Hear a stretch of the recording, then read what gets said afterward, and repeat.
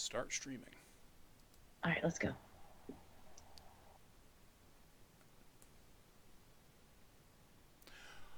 And good evening, ladies and gentlemen. Welcome once again to Nerd Week Live here on YouTube, brought to you by the folks at nerdcalibre.com. And I am Rodney Brown. I'm the editor-in-chief of Nerd Calibre. First-person shooter as a cosplay photographer on Facebook and on, what's that other one? Instagram that Facebook owns. And burly _adopter on Twitter, if you like that Twitter sort of stuff. That's mostly tech journalism, so whatever. Joining me tonight is, let's start with the lovely lady in front of the curtains. Oh, that's me. Hi, I'm Gogo Incognito. I've been with Nerd Calibre for a while. Exciting news. If you are a con person, and if you're a Dragon Con person, I will be your head judge this year at the Bunny Hutch. Just announced. So bring your bunny game to Dragon Con. We're going to be talking about this more as it gets closer. Awesome. Awesome. Congrats. Yeah. And Thank you. Also joining us in his new digs with his new stuff. Yes. Introduce yourself, sir. Hello, ladies and gentlemen. Byron D0, contributing writer for Nerd Calibre, host and founder of the Weeb Trash Can podcast, movie reviewer, game reviewer extraordinaire, and also master swordsman. Yeah. Don't swing that thing around and break any of your new gear there, pal. But other than that, cool. Awesome. All right, so we're going to start right into some of our stuff. Actually, after we do a little bit of promotional material for ourselves. Shameless plug. We're going to plug. The next thing that we have coming up is Free Comic Book Day, which hopefully everybody's going to their local store. Yeah. Various members of Nerd Calibre will be at Double Midnight Comics in Manchester or Jetpack Comics in Rochester, both in New Hampshire. So if you're going to either of those, find us, get photos, video, whatever we happen to be doing at either of those locations. Then in May, starting May 11th and running through the entire week and in the next weekend to May 19th, we'll be doing the third iteration of our Cape Cod Cosplay Photo Shoot Week.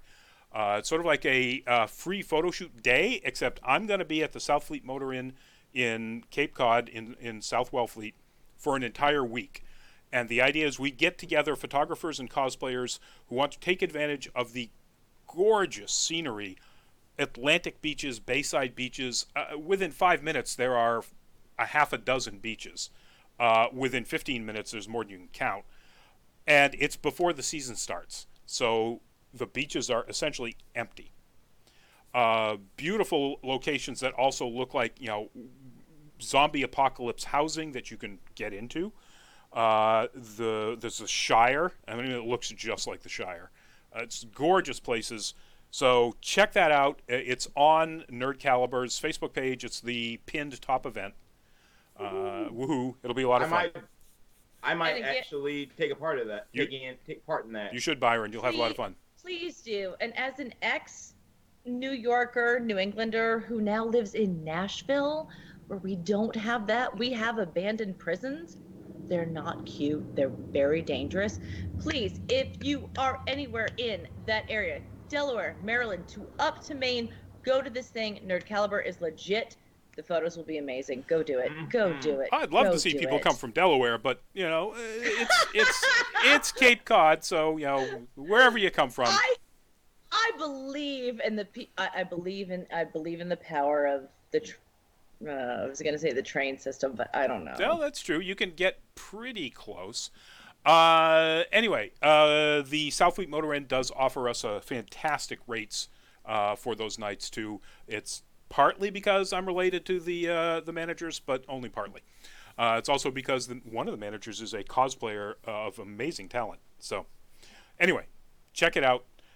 And let's see, the next large con that we will be at will probably be MegaCon, and we'll have at least one, fingers crossed, pending applications, multiple people down at MegaCon in Orlando. So if you're going to be at MegaCon, find those people. And now we move into our first topic. The first topic is a quick bit of sad news, unfortunately. That right there is an image from one of the many Lupin the Third animations. And the sad news is that the mangaka, the manga creator who created Lupin, has passed away. Monkey Punch. Monkey Punch. His actual name is Kazuhiko Kato, but he's Monkey Punch. Everybody around the world knows him by that nom de plume. I guess that would be accurate. Nom de plume. Yep. Passed away April 11th, so that's typical, I guess, with Japanese news. It's a private affair, and so the news didn't go out until the family was ready. But he was instrumental in creating, I think, and I'm not an anime scholar, Byron will be able to say more about this than me, I think. I think he was instrumental in creating that school of anime that likes to set things in European settings. Absolutely. So, have you, Byron or Gogo, have either of you seen or read any of the works? Honestly, I've only seen part of the fourth one. I've seen part, and it kind of came around with oh gosh, let me come back to this. Because it wasn't Shampoo, but it was something else. But I want to say again, something I can speak on as like one of those nerds who did all the cosplay and did all the fan fiction, was in all the groups on LiveJournal and Tumblr and all that stuff. LiveJournal. I still have mine. Oh I my bought God. a lifetime subscription. Speak for yourself. Mine got deleted. Anyway, your the point. Lupin people were really instrumental in showing us, because it was one of those animes that just absolutely paved the way. I was thinking of Samurai Champloo, but that's not it.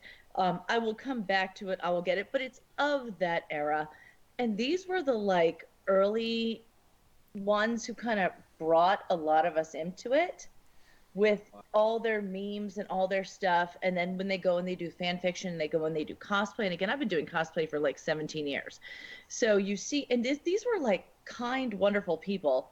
And a lot of them were actually Japanese. So you really learn from the source. And that meant a lot to me. But I have to say, like, I haven't seen Lupin in over a decade? But dang, it was good. So I'll pass back to Byron. Yeah. Okay. Well, Lupin the Third as an IP holds a very special place in my heart. I met one of my closest like con buddies through Lupin the Third appreciation. He's the guy that's responsible for Operation Hammond. James Fedora Mandeville. So, and we mentioned this before, and very, very tragic news when he passed. To anybody who worked with him at Operation Hammond, our deepest condolences once again. But anyway, sorry, go ahead. Yes. We met through the con scene. We went to Connecticut. We worked that together. We kept in touch, and we always talked about Lupin the Third. Even when he was in the Air Force, he would talk to me about how like Lupin the Third was like Scooby Doo in Japan, and it really is like that. Yeah. It really is. It's exactly that. Thank you. Yes. I couldn't have said that better myself. You said it. Oh yeah, it really is. It's like one of the most well-recognized IPs in Japan. And for a good reason. It's like Monkey Punch took an idea from not as popular novel series and made it his own. Arsène Lupin, the Gentleman Thief. Lupin the Third is his grandson, and he's carrying on the name. He is a thief. He was a thief that only robbed other criminals. He was still on the other side of the law, but he had a code of honor, and Monkey Punch was able to take that idea and just run with it.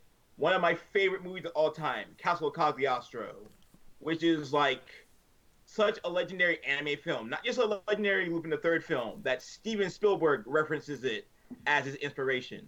I'll have to check that out. Like I said, I've only watched. It's on Netflix. Before I get into that, Luminous, hello. Max, hello. Daniela, hello. Sarah, hello. Welcome to the chat. We're talking about the passing of the mangaka that created the manga of Lupin the Third, and I only watched a few episodes of the woman called Fujiko Mine. Fujiko, yes. And it's a style of animation that I'm not a big fan of. The stories were very good, but stories were great. But this was, well, let's see now, 7 years ago when that came out. So I'll go back to it and try again. My tastes in anime have broadened since then. I was a real stickler for a particular type of animation. But anyway, so condolences to his family and to all his fans. And Monkey Punch, thank you for being who you were. Yes. Thank you so much, dude. So moving on to our next bit of, this is actually kind of a rumor, but it's from Variety, and they have it as an exclusive that John Cena is in talks. Yes, that's John Cena right there. You can see him, which is really amazing. Is in talks to join. They call it the Suicide Squad sequel, but as we now know, it's not really a sequel. It's kind of more of a reboot, the James Gunn version. One of the things that kind of surprised me when this news came out was that apparently, and we missed this, or I missed it, we didn't cover this, is that Idris Elba is not actually going to be playing Deadshot, which was what the story was when he was first cast, that he was going to take over for Will Smith. I remember those rumors, and they just went. He's still in it. Yeah. That's confirmed. He is doing. Yeah. But he's going to be playing a completely different character, so we don't know who that is, and we don't know. Variety has no information on what character Cena is talking to the people there at Warner Brothers about. Catman? No. Let's go obscure. I was thinking maybe he would take on the Sergeant Rock. Is it Sergeant Rock or is it? I forgot the military guy from. He's higher than a sergeant. Flag. Yeah, Flag. Oh, Major, isn't he? Yeah, I believe so. I'm thinking of Sergeant Rock from Marvel Comics or something. Yeah, the actual Sergeant Rock World War II series, which was awesome. Yeah. Are we still talking about John Cena? Yes, we are still talking about John Cena and what he might play in Suicide Squad. Oh dear. But can I say it, Rodney? Can I say it? You can say it.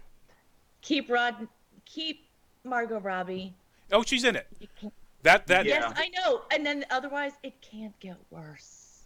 Well, that's it. I don't know. I'm sorry. I say that as like a huge DC person. I would say it could get worse. It was pretty awful. God. But then again, Batman v Superman. Oh, I couldn't watch that. I couldn't do it. I didn't finish it. I'm sorry. There you go. No, you're yourself right. Lucky. Sarah, you have never seen which movie before? I didn't see when that chat came up, so I'm not sure what it's referencing to. Castle of Cagliostro or Suicide Squad? Let me know, and we'll weigh in on that. Yes. I gotta say, if Cena's in it, and Idris Elba and Margot Robbie is definitely confirmed for coming back, and Gunn is rewriting the script and directing, it can't be as bad. That's for sure. No, and I will give it a good, honest try because listen, Xena. The invisible John Cena, warrior princess. He actually, he gave it his good, honest try in Bumblebee, which was, in my family, the most anticipated movie of the summer. But my family. And it's the one that we've had to watch the bunch because it's Bumblebee. And so I've seen so much. And I have to say, he's giving it his all. And again, we have to say, there are he's trying. He's trying, so I'll give him a pass. Well, I was say, well, I mean, they can't all be like cop blockers performance. the movie Cop Blockers. He was in that. He was like the overprotective dad. Am I the only one who knows about? Yeah. I vaguely remember the movie. I've never seen it. This is like some D movie. Like He was also in the Marine, Yeah. so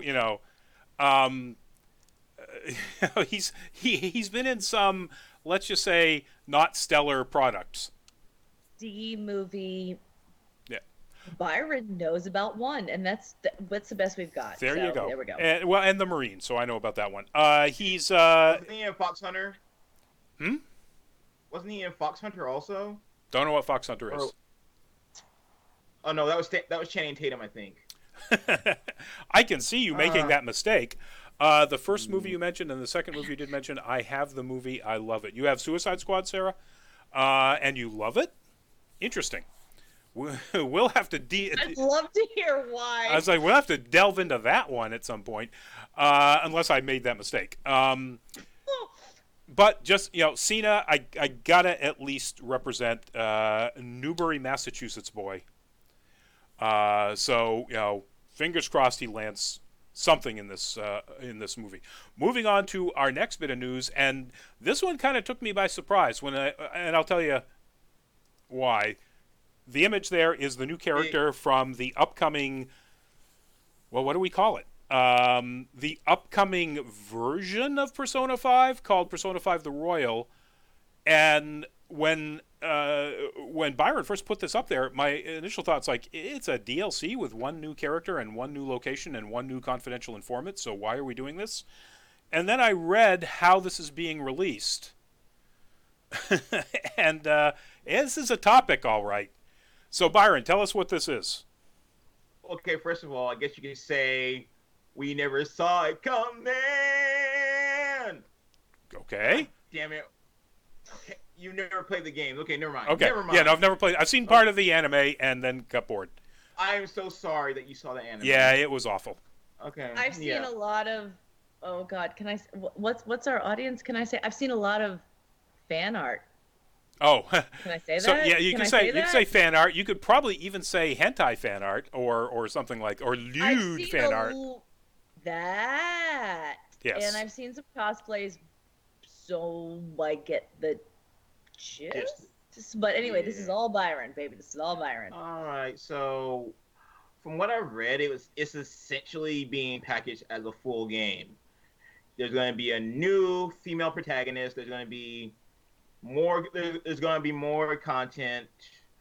The story is going to be relatively unchanged.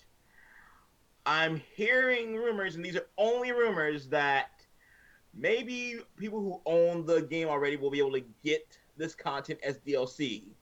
Well, see, that's the thing, is that you're right. Those are only rumors, because every article I've read has said, first off, this is going to be released October 31st in Japan. Here in the States, we won't see it until sometime in 2020. And Sarah, yes, go ahead and tell us something. Type away while we're talking. The game will be released as a game. It's Persona 5 The Royal, but the difference is like a minor DLC. They've added one new city location. They've added one new playable character. And when you say main character, I guess this character will be the main character. If you look at the trailer, they're all still in there. And the trailer features Joker way more than it does this new character. And they've added one new non-playable character, this confidential informant. That's DLC, folks. And yet everything I've read says that officially they're going to market this as a full version of Persona 5 that you have to buy if you want to play this. They better do it at a reduced price at the very least. This is Marvel versus Ultimate Marvel versus Capcom 3 all over again. Yeah. You would think that some game companies would have learned. I didn't buy as an old school player of that game. I'm with you. I've never played Persona. I have so many friends who have. I've been following the cosplay. I've been following the fan fiction. I've been following the fan art. But no, I get you. I am with that. Don't regurgitate something to me It's just a bunch of DLC. That's what we're saying, right? Yeah, it's going to be, God. well, like Byron said, most of the actual gameplay is going to be the same, except you now have this new location. Kichijoji is the name of the region. And you have this new Phantom Thief that will be another playable character, Kasumi Yoshizawa. So it's like one new character and one new. Oh Oh, gosh. you got a new confidential informant too, Takuto Maruki. All right, so we're talking. And it'll be a PS4 exclusive. Yeah, actually, it will be a PS4 exclusive. Okay. Oh, you can do things like, oh wow, see this justifies it all. It includes elements like being able to take selfies and then send them via in-game messaging system. Okay, well it does. All right, now I'm expanding.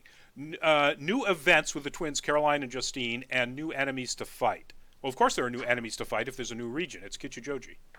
Oh please! With everything, there needs to be new enemy. What is? That's a game. That's a game. You have to. Sorry. Yeah. I can't imagine that they will not have this at a discount rate for people who already own the game. It would be so unbelievably insulting to people who paid. I mean, it's not like there isn't a precedent for things that happen in video games with that, but Byron's reference. Yep. Yeah. Oh, Anonymous Gamer, welcome. And by the way, I'm just bringing this back up for one more quick shot. I wasn't going to mention this, but then I brought up, because I couldn't find any reference to this controversy, but then when I finally brought up the Persona 5, the Royal hashtag on Twitter, apparently there are people who are complaining that this character shows leg. Which, like, Anne doesn't. None of the, in their Otherworld version, none of the other characters do. So, what a bunch of idiots. I'm showing elbow. Is that controversial? I'm showing neck. Yeah, exactly. Let's see, same here. I'm showing beard. It's like, yes, I got elbow. We got elbow back. Exactly. Again. Here we go. Sarah, thank you for enjoying the Bonnie the Bunny video. Hopefully, Come for the fingers crossed, we'll get more Bonnie videos coming up soon. The last time we attempted to do a test run of a new suit, circumstances got in our way. Let's put it that way. So that didn't work, but coming up. Vanessa, hello. 8OP or BOP or whatever that says. Hello, Vanessa. All right, moving on to our next topic. Now that we've, yeah. Persona 5 The Royal, it looks interesting. I'll give it that. That's about it. So, this is the actress Laura Donnelly. This is playing Jenny Sawyer from the TV series Outland, or Outlander? Outlander. Who's the sister of the main character. The reason this is up here is that this actress has been cast in the newest Joss Whedon TV series, which is going to be on HBO, and it's a sci-fi drama series called The Nevers. A science fiction drama about a gang of Victorian women who find themselves with unusual abilities, relentless enemies, and a mission that might change the world. So, Charmed meets Buffy, meets Dollhouse, meets Victorian. So meets oh, I can't think of the name of it. The one with Frankenstein and the Stars series. Anyway, because that was set in Victorian times. But yeah, so what do we think? Has Whedon grown up enough to write another series all about women? No. Well, there you go. Other voices, like female voices? We'll see. Proof will be in the pudding, and we will judge every step of the way. Yep. I think that's accurate. One of the wonderful things I watched a retrospective of the MCU recently video on YouTube, and one of the wonderful things that this person mentioned was that once Black Widow got into the hands of the Russo brothers, she became an interesting character as opposed to the Snaps. exactly Snaps. as opposed to Yep. the just female placeholder essentially that she was in the Whedon Avengers movies. The girl of the group. Yep, the girl of the group. That exactly. They changed her costume. They changed her look. They changed her dialogue. ScarJo stayed the same, but they gave her so much more to do. Even just like things that you look at when it was like the first one, where you have her like barefoot and like tied up. It's just like it could be done so much different, and then it changes, and it's like, oh, cool. Oh, don't get me started on Age of Ultron. Yeah, no. Well, remember, Sorry. I'm sorry. barefoot and tied up was Avengers. That was the opening scene of Avengers. So that wasn't I Age of know. Ultron. But yeah, no, Age of Ultron is worth Oh, then nothing. okay. All right. Okay, No, Age you're of right. Ultron Age of is- Ultron, but I want to take that opening scene with the tied up and Can of barefoot worms. and still go to that as well. But that's not for discussion. It's just for Go-Go crumpling up and throwing it away. Another time. Now, well, Retro- actually, you know what? Since we got a couple of minutes, I'm going to say I disagree with that because I think that the fact that she was barefoot and tied up was indicative of the way women would have been treated in that sort of Russian mob culture anyway. And two, she then turns the tide on those guys without breaking a sweat. And I thought that was a wonderful example of female empowerment showing what awful things men routinely do to women and how, here's a woman, granted a particularly special one, who just completely wiped the floor with the guys who did that to her. And in fact, she put herself in that position specifically to get information. But Oh, do we have yeah, go ahead. Are we talking about this for a hot minute? Okay. Rodney, I don't disagree with you. What I disagree with was the cinematography of it. It's all about the gaze. Yes. Again, when you come in, because again, when you like sexual culture, fetish culture, stalking culture, sock fetish, stalking culture, feet, legs tied up, it's all about how you frame it. So again, I think I would have been completely with it if we'd seen it from a completely different angle as opposed to sexualizing her first. I don't disagree with you at all. That's an excellent point, and I will agree with your cinematography point. Much as I admire the angle of her first approach to Loki, it was essentially a 5-second butt shot. That I am so with so much of what they gave her. I'm so against how they filmed it, and I'm just like, give camera to someone who don't sexualize that way. That's it. Okay. I think we're in complete agreement. I want to add to this Whedon hate fest with one more thing. It's not a hate fest. Yes. I do not hate Okay. Joss Whedon. That's not Okay, we're in a okay, happy Judge. discussion. Okay, Judge Fest then. All right. I'm going back to Age of Ultron because that's kind of where I finally took the rose-colored glasses off with this guy. Good. Yeah, and just the whole, oh, I'm a magical, I can't has baby.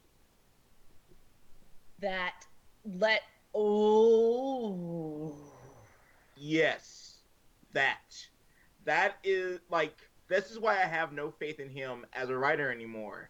Thank you. Barely as a director. You don't get to make your women heroes by giving them like you don't lift them up by putting them down via rape, failed pregnancy, something else. Just make them women who shine. You don't have to give them hard shape. Like, anyway. Yeah, you're right. Now this is a completely different discussion, and because I could go on about that. I know. But so Luminous says, "I'm ready for a new Joss Whedon series. I'm a fan. He lost fans because of Avengers Ultron was very disappointing. He lost fans for a lot of reasons, not the least of which was Ultron, and apparently His Wonder Woman script. his Wonder Woman script, which from what I understand was garbage. But anyway, we are, in fact, moving on to something that couldn't be the opposite of all of this, except it's also related to comic books. That is one of the scenes from the upcoming trailer for the Amazon series The Boys. If you haven't watched the trailer, if you are not 18, don't. If you have a weak stomach, don't. Because it makes it very clear that Amazon is going as far as they're daring to, I would say, in replicating the look and feel of Garth Ennis's completely ultra-violent, gory, disturbing story of the people who rein in superheroes when the superheroes decide that they're just too powerful to worry about laws. And that's what the boys are. The boys are these superhero, I don't know what the word is, controllers. Yeah, I want to say, as someone who frequents really, really weird Reddit subforums, like, they have been hitting this hardcore with like a cute little like animated thing right there, and you're like, ooh, like literally looks like a yaoi boy. Like you're like click, and then you're like, oh. So hitting this hardcore as in promoting it or dissing it? No, they are promoting it everywhere. Literally, I have been on. Like, okay, one of my things is I really loved, I've never worked a call center. I love to read tales from call centers. It's about like the horrible things that people in call centers, I'm like, I'm so glad I never, they are doing it. It's like every 4 posts, The Boys. It's there, and it's like a beautiful, beautiful comic boy, and you're like, I'm into that. So I click, and then you're like. It's like, yeah, oh, that's not it at all. So, go ahead, Byron. So, nope, take it away, because I was just like, oh no, I don't really have anything to add to it. I'm just interested to see where the series goes. Same, because again, I'm like, wow, your marketing is really interesting. I don't know that I don't know that Amazon's doing that marketing, but they might be. That might be just people on Reddit, but there is an awful lot of controversy, and this may be why you're seeing so much of this on Reddit, is that Ennis wrote this team, even though it has a woman on it, as a team that would appropriately fit the title The Boys. Not only are they incredibly violent in the ways they deal with some of these superheroes that need to be reined in, they are misogynistic assholes. They are, in theory, the heroes of this book because they try to keep asshole superheroes from doing dangerous things. But they're postulated as the anti-heroes. Oh, they are from the get-go. So anti-heroes. Completely, yes, and it's exciting. It's exciting, except you have to sit there and listen to people that you would literally get up and walk away from, like they were, misogynistic MRA douchebags. So I don't know how much of that dialogue is going to wind up, or that characterization is going to wind up in these guys. But that's one of the reasons why I think they're probably so popular on Reddit. It's honestly, there's been, you know what I may do? I can go onto things that are, again, nothing related to any of this. I can screen grab it. I can send to you. We can do this. Cool. It's so random, and it so doesn't even look like what it's going to be. And again, I've clicked it multiple times because, again, I'm like, maybe this is a game. So it's probably just somebody who just decided to create, let's get all these boys love people, these BL people, these yaoi fans to click on a boy, and then it's The Boys. So, and yeah. And you're like, whoa. And again, I can't say I've fallen for it because I'm interested in it, because it's like, when superheroes, blah, blah, blah, blah, blah, and they're bad, blah, blah, blah, blah, here come the boys. And I'm like, oh, I like that. This sounds dystopian. Click. It kind of is. I'm not a hard sell in that terms. So the series actually is coming up. Let me see if I can get it's not that long. Sometime this summer. Yeah, it's coming up this summer on Amazon. To see if it actually gives us a date.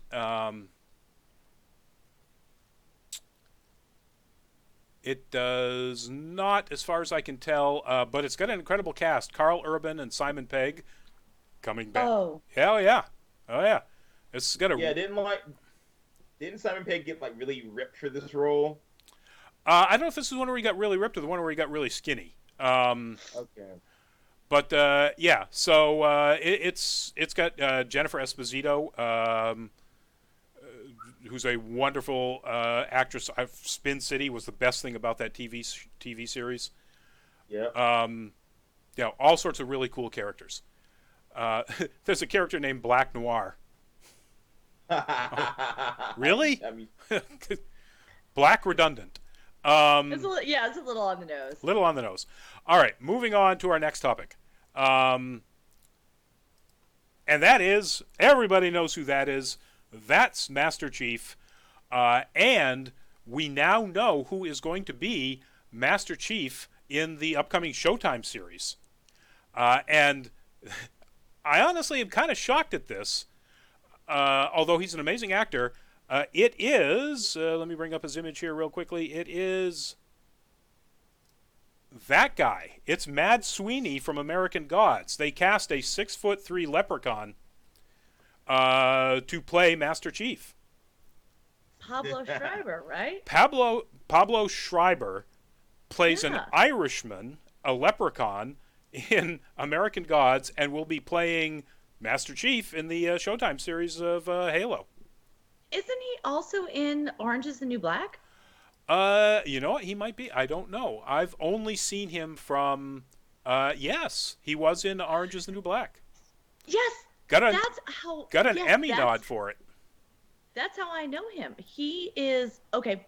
Go on. I'll come back. No. Tell us about him in Orange Is the New Black, because I. Okay. He made again in a women's dominated series where you have some iconic men where they're good or they're bad or they're maybe you don't know, but you have a guy and he's also in the book. He's in the book Orange is the New Black. His name is Porn Stash. oh.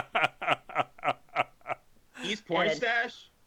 Pablo Schreiber is Porn Stash and he was fucking perfect. I can't imagine anybody else in that role.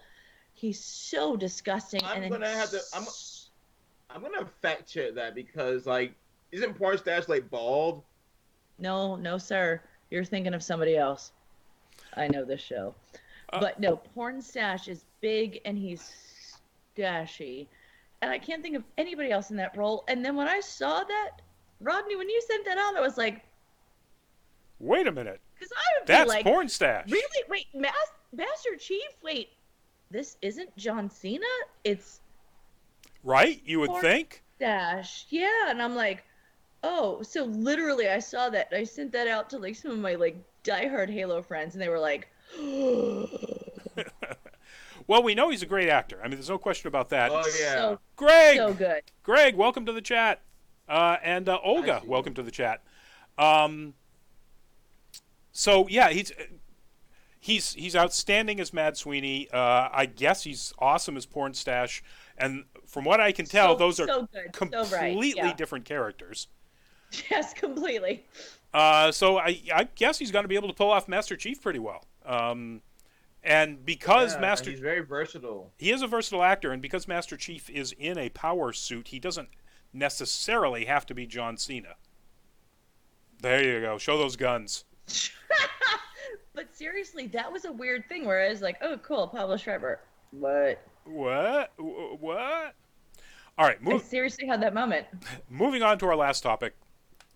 That right there, folks, the trailer, the teaser dropped just a couple of days ago, and then the actual full trailer for the upcoming DC Universe series Swamp Thing dropped. Greg says somebody needs to put a creepy Porn Stash on Master Chief's helmet. I'd be willing to bet that somebody has done that already. Anyway, that is your first look at the actual Swamp Thing. The trailer makes it abundantly clear that this is a horror show.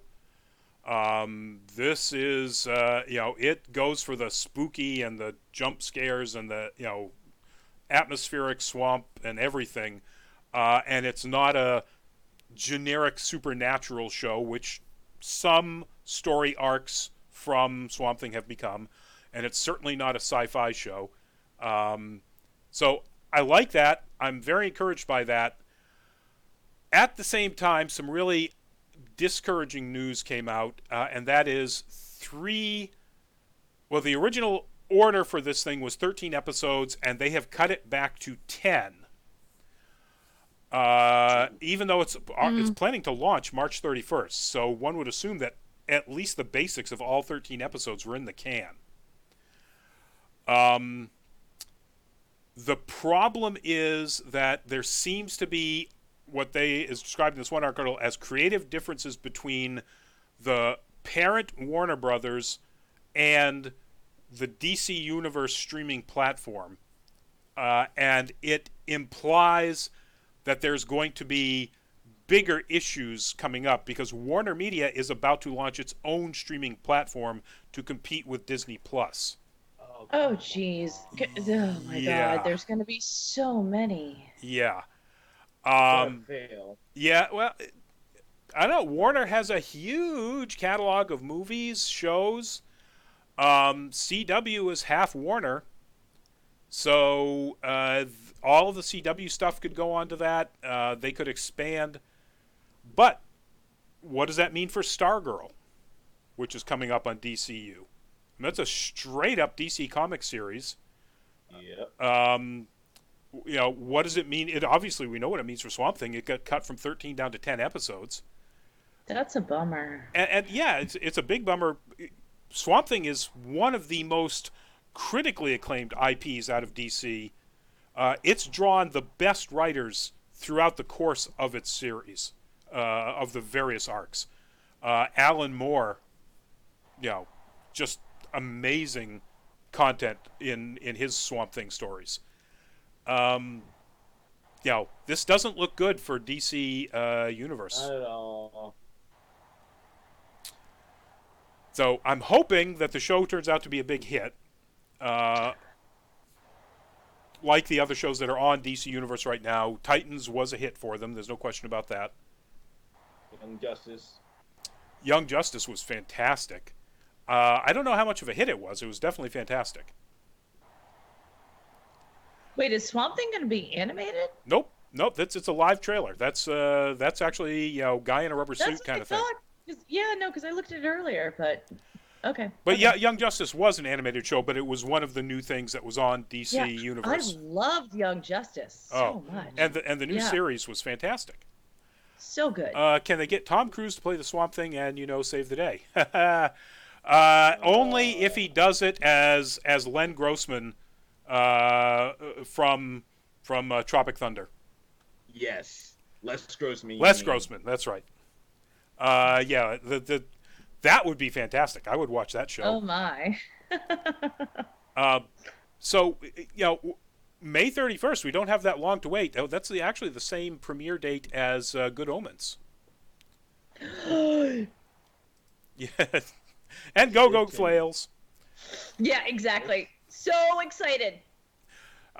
So we'll see how this plays out. Fingers crossed. I don't want another streaming service. If they have to absorb the DC stuff into Warner's streaming service, whatever it is, okay, fine, do it. Don't hamstring DC Universe. Either eat it up or let it do its thing. Well, but anyway. And just give us some quality, really creepy sci-fi. Like, give us some. Come on. The audience is there. Give it to us. We want it. Exactly. All right, that's it. We're actually a little longer than I thought, but we still have time for any could we please or could we nots. I know Byron has one, so Byron, we're gonna let you fire away. Okay. I'm actually gonna change mine. My can we not is going to be about Mortal Kombat. Can we please not get mad about a fictional ending in a fictional world? Because Jax Briggs decided to use his chance to disrupt the timeline to get rid of slavery. Oh no, I am so shocked and offended. I didn't realize that was part of the story of the upcoming Mortal Kombat 11. Oh Well, my goodness. it's Jax's ending in the arcade mode. Like, you complete arcade mode as Jax. He fights the final boss, and he's able to go back. He's able to go back in time and make it so slavery never happened. Yes. So it's the one character, Jax. The one character, like the one canon, like military black character, right? Yeah. In the arcade mode, gets to go back. Yeah. Don't take that away. Whiny people. Oh my God! Exactly. Can that be mine too? I'm angry now. Like, when people I'm going into mine. When people, piggybacking off of that, when people do the minimum amount, like Byron just said with Jax in Mortal Kombat, it's the minimum. Shut up and do it. Do it. Because literally, that is the minimum. And also, I'm just going to say again, Swamp Thing, DC, get better wigs for all your characters. Please. I've been trying. And again, as somebody who makes wigs, I'm like, here's a tear. It's going down here. But seriously, good wigs and adult. I don't mean adult as in like sexy. I mean as in like sophisticated scripts for sophisticated. Mature. Thank you. Sophisticated scripts for sophisticated characters. We need it. That's mine.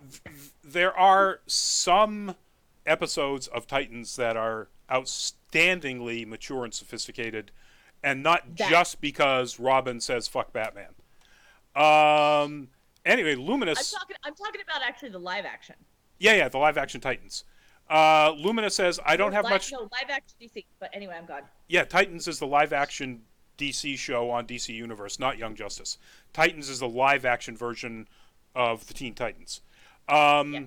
Luminous says, I don't have much confidence in the creative choices of Warner Brothers. Who does after Batman v Superman or Justice League? Hopefully they'll improve in time. Anyway, I do not have a could we please or could we not. Just could we please all have fun out there, folks. I do have one. And I'll say it like the meme. Doctor Strange watched Endgame 14,465,000 times and didn't spoil it. Don't spoil the movie. If you are one of the lucky ones to go see it Thursday night or whenever, do not spoil that movie. My Facebook and social media friends know this anyway. I will defriend anybody who spoils it, whether I know this, and I do because I've seen it, or not. You spoil a movie, you are no longer my friend, and that's it. And I wish everybody out there would have that hard a rule. Don't spoil this movie for people. Anyway, on that yelling note, old man yells at cloud. Good night, folks. Thank you all. Thank you for joining in the chat, even though we had the crazy time jump from Tuesday to Wednesday. Ideally, we'll be back on Tuesday next week, and we will see you all then. So for me, Rodney Brown, Editor-in-Chief of Nerd Calibre, Go Incognito, Byron D0, Weeb Trash Can Podcast. He didn't plug it, so I'm plugging it for you. Good night, and everybody have a fun week. Enjoy Endgame. Bye. Bye.